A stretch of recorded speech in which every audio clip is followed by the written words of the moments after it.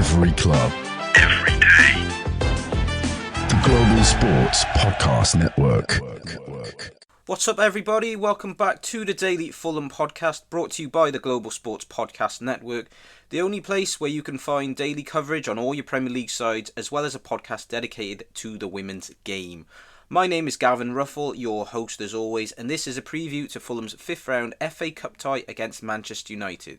So we enter March, the weather's starting to get a little bit warmer, and there's 2.5 months left of the season to go, and there's still so much to play for from a Fulham perspective, and that's so exciting, isn't it, when we come into this stage? Well, sometimes in recent years they've been fighting a lost cause, been at the wrong end of the table in a relegation battle, or maybe they've been out of the cup and there's not a lot left to play for, but they're going well in the league and they still have designs, they still have aspirations on potentially lifting their first piece of major silverware and getting back to an FA Cup final for the first time since 1975. So that would be nice, wouldn't it? 50-year anniversary since that FA Cup final against West Ham. They do come up against Manchester United.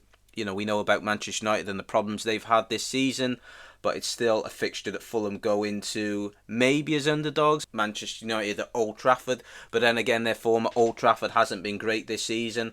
Fulham away from home, their form away from home has seemed a lot better, hasn't it? But if Fulham are to get a victory against United in the FA Cup, it'll be the first time they've done that since 1908. I mean, if you can remember that, then fair play to you for hanging in all of this time, because yeah, it's been a long time, but Fulham have made history this season. They've just come off the back of winning at Molineux for the first time in 40 years. They won at Stamford Bridge for the first time in 40 plus years, so who knows, could be a good omen.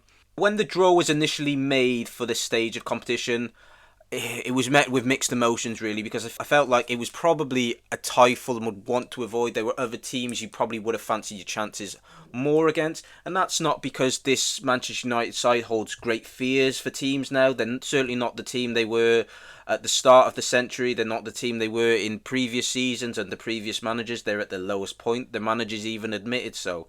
But it's just the fact that Fulham, when they come up against Manchester United, something seems to happen to them, whether it's mentally, but they just can't seem to give their best. And we've seen that this season. The fact that Manchester United are one of only two teams that Fulham have failed to score against this season, Southampton, weirdly enough, being the other team. But 2 meetings this season, you have to go back 6 months now, don't you, to their first game in the Premier League season. And that wasn't much of a great affair, to be quite honest with you. It was almost an extension of pre-season, and both sides looked rusty in that game. United won it thanks to a late goal from Joshua Zirkzee, and a lot of United fans would have been hoping that was a sign of things to come for him, but it certainly hasn't been. The goals are dried up for him. And Fulham, from that point on, it's been an upward trajectory, hasn't it? And we know the journey they've gone on in the league this season, and there's still a lot to play for on that front. And the other game would have been extremely disappointed as well, because that was a really boring game. To put it simply, it was a boring game. Back in, I think it was almost a month ago, wasn't it? It may have even been more than a month ago. The 1-0 defeat against Manchester United. Again, not many chances in that game. I think XG had that down as the lowest combined XG for any game since they've been doing their statistics. Lisandro Martinez scores, flukiest score you'll ever likely to see. The big deflection off Sasa Lukic. So Fulham clearly don't seem to have a lot of luck in this fixture. It doesn't seem to matter where Manchester United are and what confidence they come into these games with, that they always seem to find a way of getting one over on Fulham. And that was no different 2 years ago. If we go back, we reminisce about 2 years ago, that was such a frustrating game, wasn't it, for Fulham, because they played well in that game. They haven't played well in the games against United this season. They haven't created many chances, to be quite honest. But in that game against United at Old Trafford, and it was a better United team. That was a United team that was higher up in the table, and things were going okay at that moment under Erik ten Hag in his first season in charge. They went out to a 1-0 lead, thoroughly deserved. Mitrovic scoring from a corner. That's a rarity these days, isn't it? A Fulham goal from a corner, but back then they used to manage a few goals from corners, and they had chances to extend that lead. I think De Gea made a couple of good saves. There was one from Willian, another one from Mitrovic. But then it went horribly wrong in the most incredible fashion, didn't it? It was a 90-second spell, 2-minute spell of absolute chaos, Willian sent off for handball on the line. Marco Silva's fuming on the sidelines. Look, we know Marco Silva, how he can be. He can get into a rage at the drop of a hat, can't he? And that was no different. He was shown his marching orders. And then Alexander Mitrovic, to compound matters, he was also given his marching orders and subsequently given an 8-game ban for that, which, looking back on it, was completely over the top, wasn't it? Look, Mitrovic didn't handle himself in the best possible way there, but I think a stronger, more experienced referee in that situation would have just been able to calm things down, understand his frustrations, and been able to kind of deal with the situation a lot better. But Mitrovic was sent off, and from that point on, Fulham imploded, and there was only one winner. Manchester United come away with a 3-1 win, and that was in the quarter-final stage, so more agonising, I suppose, at that stage, because you're 1 game away from Wembley. Fulham are 2 games away from Wembley, but they're within sight, and some of the big sides have been knocked out already, and there's a lot of clubs having similar sort of seasons who will feel they have a realistic, genuine opportunity. You put Fulham in the same category as a Bournemouth, as a Brighton, Nottingham Forest, all sides that are up there, got realistic chances of qualifying for Europe, but sides that have not been used to winning trophies. Some of them never, some of them it's been a very long time. So a lot of teams this season will think, yeah, why can't we go on a run? And I think it's evident in the team that Marco Silva selected against Wolves, resting a few players, a bit of rotation there, that the FA Cup is now a priority. And I think, did he make 10 changes in the last outing against Wigan? But I would expect to see something very similar to what we used to seeing in the league, week in, week out basis, because he recognises that his Fulham side, this is an opportunity. They were in the semi-finals of the Carabao Cup last season, so that was a massive game, massive 2 legs for them against Liverpool, and you could say arguably this is their biggest game since. If they were to win this one and get through to the next round, then you can almost taste it, can't you? And certainly Manchester United shouldn't hold any fear for them. This is a big opportunity for them to progress. One other feature of the weekend's FA Cup times, not just this one at Old Trafford, is that in 7 of the 8 games, the exception being the Preston-Burnley tie between 2 All Championship sides. So we'll see in 7 of the 8 games, we'll see automated offsides.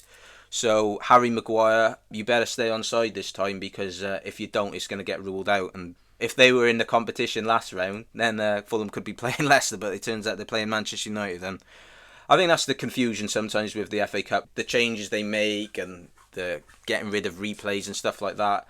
Why has it suddenly been introduced in the 5th round? It's a bit perplexing at times why these new things that get introduced, they don't get introduced from the start of the competition, and they kind of make it up as they go along. But all in all, I am in favour of automated offsides, and I think it just speeds up decision making, doesn't it? And sometimes when you get the lines out when you're watching at home, or it's probably more agonising, well, it's certainly more agonising when you're in the stadium, because you just sat there twiddling your thumbs, not knowing what's going on as they get the lines out. And even then, when you're watching at home, it's still hard to kind of distinguish whether someone's onside or offside. For instance, I mean, the other day when Fulham scored that first goal and saw Sessegnon, thought for a minute, they're going to give offside here. They gave the goal in the end, but automated offsides, it just eliminates any doubt, doesn't it? And it just speeds up the process. So that is something that I am a fan of, and yeah, I think I just want to see that from the beginning of the competition. I understand in the preliminary rounds and in round 1 they might not have the technology available to certain lower league clubs and non-league clubs, but it just seems strange how now all of a sudden it's introduced when it wasn't there in the last round. But hey, we can discuss that until the cows come out. We can discuss VAR and referees and stuff like that, but I won't. And in the next part, what I will discuss is Manchester United and how they are looking coming into this game. But before then, just a word or two about our sponsors. Here at the Global Sports Podcast Network, we spent a lot of time selecting our delivery platform. Zencastr came out the clear winner. With 4K video recording from your phone and AI editing that automatically removes all those ums and ahs, it's super easy to start a podcast that sounds great and is delivered efficiently. If you're ready to tell your story, check out the link in the show description to learn more about Zencastr. So, how are Manchester United looking? Well, it's difficult to say, isn't it? Obviously, they're not where they want to be in the league, are they? To see Manchester United in such a low position. But they come into this game in form, could you say? They've not lost either of the last 2 games. By their standards this season, that is coming into a game in form. And what I would say about the last 2 games, they have shown great character, I would say, which is something that's been questioned of this United side, not just Amrim's side, but Ten Hag's side before, that when things would go against them, that maybe the towel would come in, players would give up and just be resigned to what's going on and not have that bit of fight, bit of guts about them. So I think in the last 2 games they have shown a bit of spirit to come from 2 goals down at Goodison to salvage a point there. And even in a game against Ipswich have gone in front and they've come back to win, and that's despite going down to 10 men with Dorgu getting sent off. So what you would say about them is, despite their fallibilities, despite their vulnerabilities and their overall poor form in the league, what they have shown is in knockout games, in one-off sort of affairs where they are underdogs, not that they necessarily are underdogs in this game, but in those one-off games that they have something about them, that they can compete and they can win them. They were very impressive, again, backs to the wall earlier on in the season, in the 3rd round against Arsenal, down to 10 men for a large amount of time in that game, but they managed to come through on penalties, and they've shown in certain games where there's not been much expectation, then they have got positive results. But the disappointment for them is they haven't been able to deliver consistency. Talk about consistency a lot because it's a word that gets banded around a lot. It's a massive game. And look, they have good pedigree in this competition in recent times, getting to the final in successive seasons, winning it last year against the odds, and this is what we go back to again. They would have been heavy underdogs for that tie against Manchester City, but they found a way to pull it out of the bag. So I think for Fulham, you've got to expect a decent version of Manchester United in the FA Cup, because there is something to play for. There is some silverware on the line. There is that prospect of Wembley. Of course, Manchester United, they're not strangers to Wembley, but it's still big for these players, despite some of these players having won Champions Leagues and, domestic trophies. An FA Cup is still a big trophy to win, given their position in the league. And we know they're in the Europa League as well. They've got a big tie coming up against Real Sociedad, and I think they are one of the favourites to win that. I mean, you wouldn't back them with any great certainty and any great degree of confidence, but you certainly wouldn't write them off, and they can backdoor their way into the Champions League. As bad as the season is, they could still end it potentially with 2 trophies. And, you look at some of the other teams up there in the league, a team like Arsenal, and they could finish runners-up 3 seasons running and not come away with a trophy in that period of time. Meanwhile, Manchester United are having some massive problems and are a long way short, but they still find a way to deliver trophies. Erik ten Hag, there was never a moment in time when he wasn't under pressure as Manchester United manager, and that comes with the territory because of the expectations, because it is such a massive football club, because we know what's gone on before, how successful they were under Sir Alex Ferguson. And it just shows how good a manager Sir Alex was, because they've never quite been able to replicate that despite the managers they've had. Managers with big reputations as well. So Arsenal could look on enviously at Manchester United if they come away this season adding to their trophy cabinet. Look, Ruben Amorim, he's found it tough, hasn't he? He said some interesting things at times. He's been open, he's been honest about certain players, about Marcus Rashford not pulling his weight in training. He gets shipped out to Aston Villa. He was outspoken in one of their defeats that this was one of the worst Manchester United teams in history, and caused a lot of uproar in some quarters, didn't it? And you can understand why, can't you? I mean, players, what are they going to think if they hear the manager saying things like that? I think there was another occasion after a defeat, or it might have been half-time in a game, where he was throwing stuff around, furniture got broken, TV got broken. So it shows he's passionate, it shows he sets himself high expectations, and he doesn't want to see that club where it is, and he's striving for better. He had a great time of things at Sporting Lisbon, and he's come to Manchester United. Look, when Manchester United come calling, it's tough to turn down, isn't it? And clearly it's a lot tougher than he first anticipated, but they have to give him time, and I'm sure they will. Whatever happens to the rest of the season, the league is a bit of a write-off, and then they just got to rebuild, haven't they? It's not like they haven't spent money in recent seasons, but this is what I come back to all the time, is they spend a lot of money and then players just seem a shadow of their former selves. They go out somewhere else and then it frees them up. We even see an Anthony going to La Liga and scoring goals, and talking about Anthony, you're talking about one of the pound-for-pound worst signings in Premier League history, given how much he cost. So Manchester United fans must be scratching their heads when they see these players go elsewhere, and then all of a sudden they're performing, and they're thinking, well, why didn't you do that for us? But maybe that's just the nature of the environment. Going to Old Trafford, players, they just feel inhibited, like they've got the weight of the world on their shoulders. But they are a massive club. They're one of the biggest football clubs in the world, and it's unacceptable for them to be where they are. But in time, don't know how long it'll take, 2 years, 3 years, 4 years, 5 years, they will be back. It's nice to see them suffer for a little bit, because then they get to experience what it's like for the rest of us normal folk who support other clubs that aren't used to enjoying success and complete dominance and winning trophies, or at least competing every season. So yeah, they've had a tough time of the season, but there is still light at the end of the tunnel. That light is the potential of winning 2 trophies and getting back in the Champions League. Is that realistic? You wouldn't say so, but at the same time, as I said, with the way they've been in one-off games, you wouldn't completely rule it out, would you? In the final part of this episode, I will look further ahead to this game, give some predictions as to what might unfold on the day. Your body is unique, and Global Sports Podcast Network has partnered with Bionique, the world's most personalised supplements. Bionique provide 100% tailor-made supplements, designed to deliver precisely what your body needs at exactly the right levels to optimise your health. No guessing. So click the link in the show notes. Use the code GSPN2025 for 40% off your first month's subscription. Bionique. Don't settle for off-the-shelf solutions made for just anybody. Get what's right for you right now. Well, we saw a lot of rotation, didn't we, in the week? And it was refreshing in some ways for Marco Silva, because he always prioritises the league. If it's Carabao Cup, if it's FA Cup, that plays second fiddle, and he'll make a lot of changes. He made a lot of changes for the last round against Wigan. I felt at the time that was a bit excessive given Fulham's position in the league, but they just about came through. It was a bit of a struggle at times, but they got through that game. Now against Premier League opposition, away from home, I doubt he's going to play the same team that played against Wigan. And, you know, he rested key players, didn't he, in the week? Regular starters, guys that would normally be on the team sheet, just taking them out of the firing line, giving them a little bit of a breather. Okay, the performance against Crystal Palace was disappointing, and maybe due to the quick turnaround, that's why he opted for some fresh legs. But I think if there wasn't an FA Cup game this weekend, if they had already got knocked out of the competition, I think you would have seen a different lineup against Wolves. You would have seen something more similar to the Crystal Palace game. You would have seen Anthony Robinson play, you would have seen Calvin Bassey play, you would have seen Alex Iwobi play. But those guys were given a rest. Fulham got the best of both worlds, didn't they, in midweek? Because they were able to rest guys, give key players a little breather, although they did come on in the end.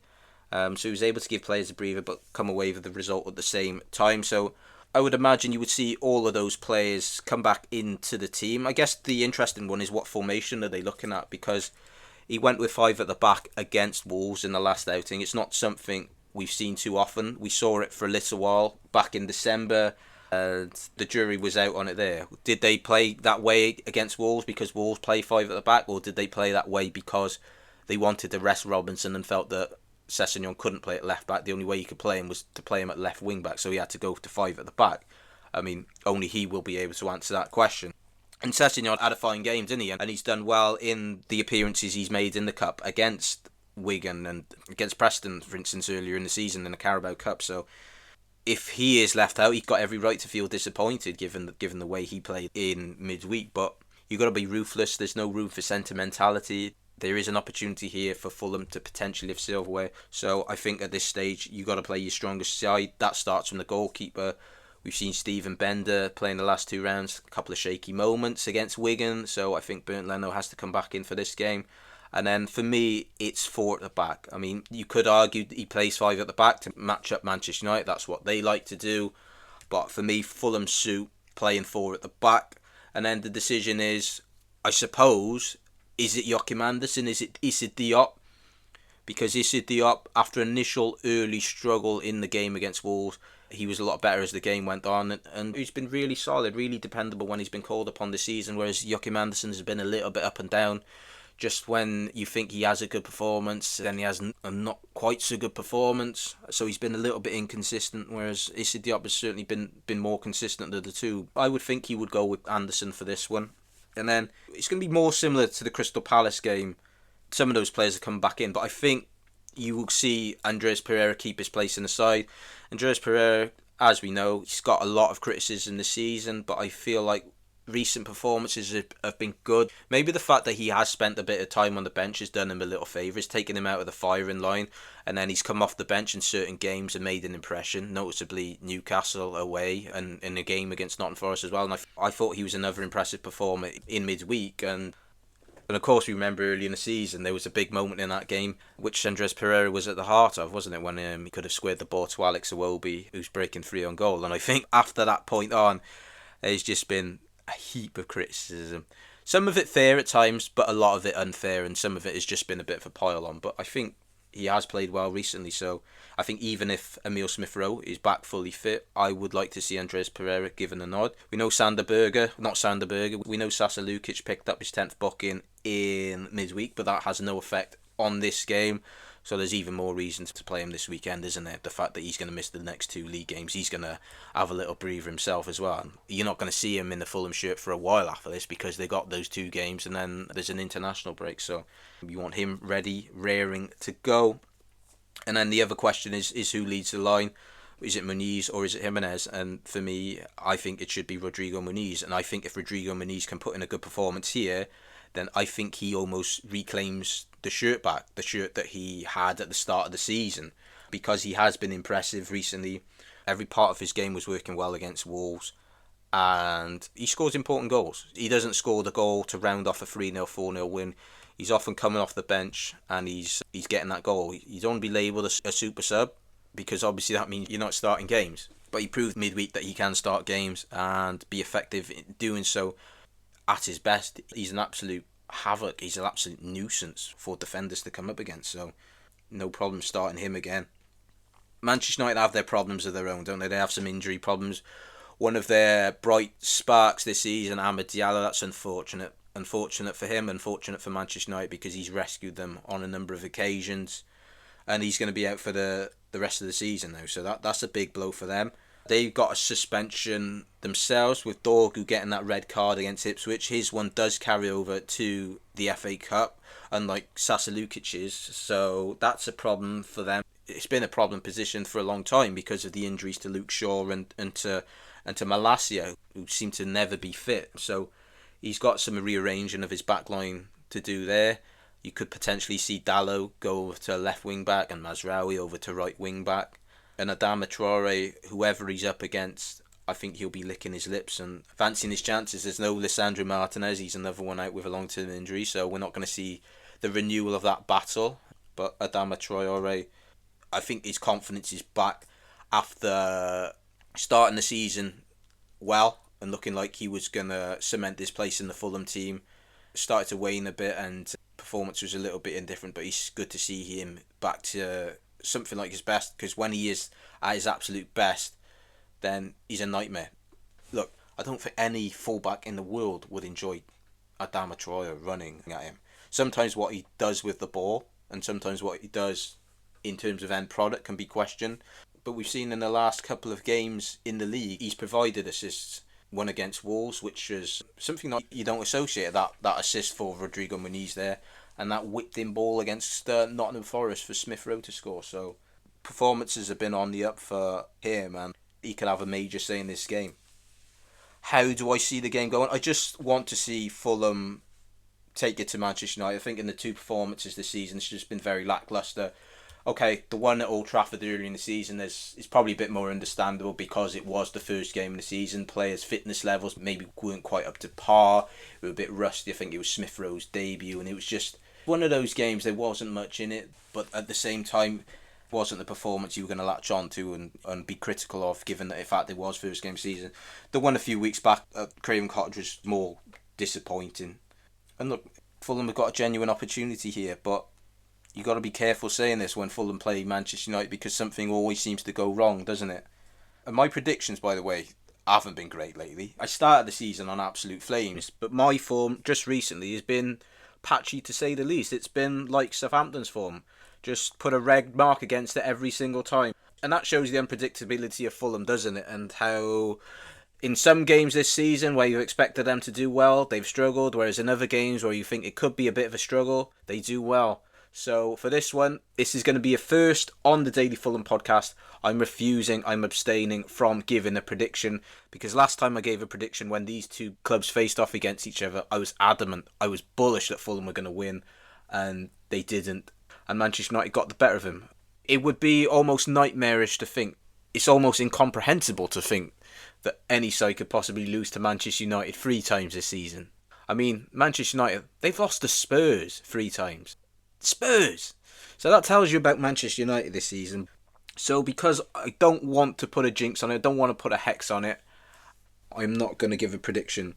But hopefully, for every Fulham fan's sake, they're able to come out on top. Hopefully they're able to do it in comfortable, convincing fashion, and you don't have to go through the stress of extra time and penalties. But any win, I'm sure you'll all take, and it will keep the dream alive, wouldn't it, of lifting some major silverware, whilst also being in the hunt for European qualification via the league.